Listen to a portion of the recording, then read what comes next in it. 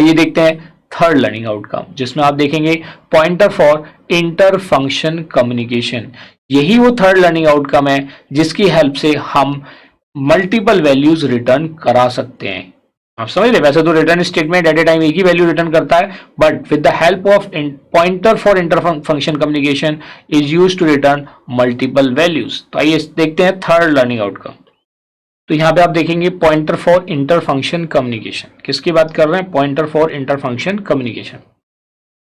कैसे वर्क करेगा pointer for inter function communication? आइए पहले इसकी डेफिनेशन समझ लेते हैं, फिर इसको एक एग्जांपल की हेल्प से समझते हैं।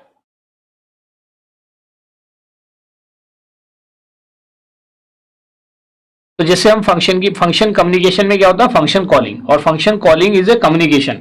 वो कॉल बाय वैल्यू भी हो सकता है और कॉल बाय रेफरेंस भी हो सकता है। अब देखिए कॉल बाय वैल्यू में आपने क्या देखा था कि जो कॉल्ड फंक्शन है, ये डेफिनेशन ऑफ द फंक्शन है, उसमें एक्चुअल आर्ग्यूमेंट चेंज नहीं होते, जबकि कॉल बाय रेफरेंस में एक्चुअल आर्ग्यूमेंट चेंज होते हैं। यही तो देखा था आपने डिफरेंस। तो ये तो जस्ट रिकॉल है, ये आप सारी बातें जानते हैं जो बता रहा हूं, क्योंकि हम फंक्शन में डिस्कस कर चुके हैं, और वही उसी टाइम पे मैंने बताया था कि this is called inter function communication. ये बात मैंने बताई भी थी कि कैसे वो कॉल कर रहा है तो भी कम्युनिकेशन हो रहा है, वापस वैल्यू रिटर्न कर रहा है तो भी कम्युनिकेशन हो रहा है। तो हम कब यूज करते हैं कॉल बाय वैल्यू? जब हमें एक्चुअल पैरामीटर की वैल्यूज को चेंज नहीं करना होता फंक्शन डेफिनेशन में और कॉल्ड फंक्शन में। If the actual parameter should not change in the called function is a function definition. Basically it is a function definition. Pass the parameter by value. और जब हमें called function में definition को called function में actual parameter को change करना, then use pass by reference और call by reference. तो यहां पे हमने देखा if the value of actual parameter should get change in called function then use pass by reference या call by reference. You can use it as a pass by reference और call by reference. ये बात समझ में आ गई? अब इसी से जो एसोसिएटेड जो मोस्ट इंपोर्टेंट पार्ट है कॉल बाय रेफरेंस का, अगर आप एक से ज्यादा वैल्यूज रिटर्न कराना चाहते हो then we use call by reference, और you can also call it as pass by reference. दोनों का मीनिंग सेम है। ये हमने फंक्शन जब स्टडी किया था तो चीजों को समझ लिया था। जो सेकंड, कॉल बाय रेफरेंस का जो मोस्ट इंपोर्टेंट पार्ट है कि रिटर्न स्टेटमेंट एक ही वैल्यू रिटर्न करता है, लेकिन कॉल बाय रेफरेंस का यूज करके आप मल्टीपल वैल्यूज रिटर्न करा सकते हैं। ये आपसे एक इंटरव्यू में कॉमन क्वेश्चन है जो पूछा जाता है, और कई बार आपका एग्जामिनेशन में तो पूछे ही जाते हैं। तो देखिए जो मोस्ट इंपोर्टेंट पॉइंट जो हमें लिख रहा हूँ, if the function has to return more than one value, return these values indirectly. Directly नहीं है, this is an indirect way of returning multiple values by using call by reference. आइए इस process को, जो फंक्शन कम्युनिकेशन, ये सारी चीजें हम पढ़ चुके हैं ऑलरेडी, यहाँ पे हम डिस्कस कर रहे हैं pointer to inter function communication. इसको एक एग्जाम्पल की हेल्प से समझ लेते हैं कि कैसे इनडायरेक्टली हम मल्टीपल वैल्यूज को रिटर्न कराते हैं। So write a program to demonstrate how to return multiple values। आइए देखते हैं, आप भी बना लीजिए उस प्रोग्राम को, और मैं भी यहाँ पे एक एग्जांपल बनाता हूँ जिसमें हम डिफरेंट वैल्यूज को रिटर्न करेंगे।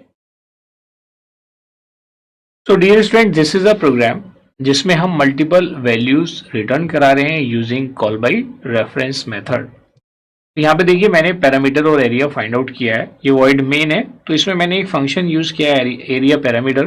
तो मुझे इसकी प्रोटोटाइप डिक्लेरेशन देनी पड़ेगी क्योंकि इसकी डेफिनेशन बाद में ली है और मैंने इसको कॉल पहले किया है।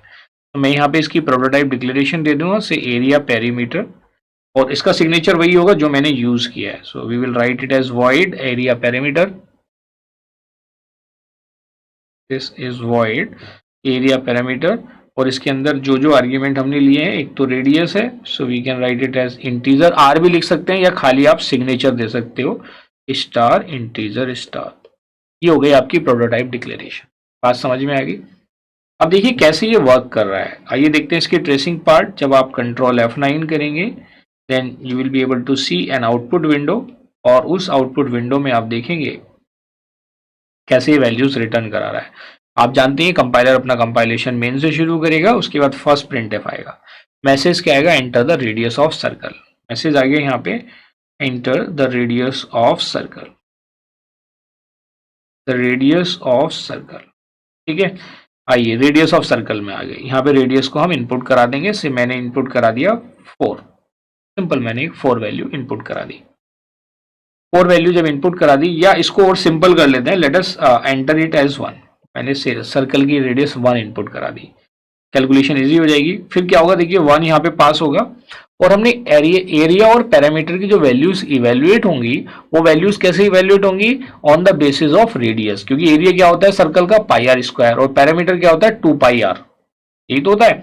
तो मैंने रेडियस के साथ साथ एड्रेसेस पास कर दिया एक्चुअल पैरामीटर्स के, क्योंकि मुझे इन दोनों की इनडायरेक्टली वैल्यू रिटर्न करानी है।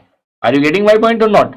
मुझे यहाँ पे इनकी वैल्यूज पास नहीं करनी, मुझे इनकी वैल्यूज को रिटर्न कराना है इनडायरेक्टली। अब क्या हुआ, जैसे ही कंपाइलर कंट्रोल एरिया पैरामीटर पे आएगा, कंपाइलर का कंट्रोल इसकी डेफिनेशन पे ट्रांसफर हो जाएगा, कंपाइलर इसको रीड करेगा। जब इसको रीड करेगा तो ये रेडियस यहाँ पे 1 रिसीव होगी, और क्योंकि ये एड्रेसेस हैं तो एड्रेसेस को एक्सेस करने के लिए वी नीड पॉइंटर। ये हमने कॉल बाय रेफरेंस में समझा था, और अभी भी अपने पॉइंटर तो स्टडी कर ही लिया है। अब क्या होगा, आर की वैल्यू यहाँ पे इनपुट होगी, तो जब आर की वैल्यू इनपुट होगी तो ये क्या हो जाएगा 1 into 1, ये वैल्यू होगी 3.14 इस एग्जीक्यूशन के लिए इंटू 1, तो इसकी वैल्यू कितनी आ जाएगी 3.14।